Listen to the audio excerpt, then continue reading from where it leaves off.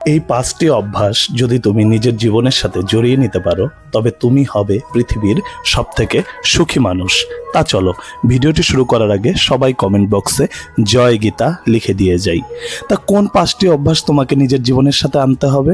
প্রথম, দাম্পত্য জীবন হোক বা যে কোনো সম্পর্ক, তোমাকে সন্দেহ ত্যাগ করতে হবে। কারণ সন্দেহ এমন একটা জিনিস যা সম্পর্ক ভাঙার প্রথম কারণ।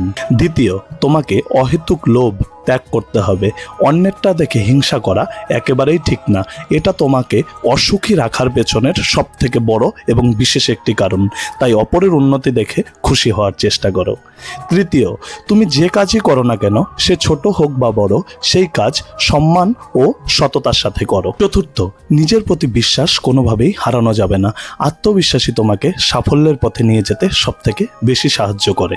পঞ্চম, সমাজে উঁচু নিচু সব শ্রেণীর মানুষকে এক চোখে দেখো, তবে দেখবে তোমার জীবনটা কতটা সুন্দর হচ্ছে।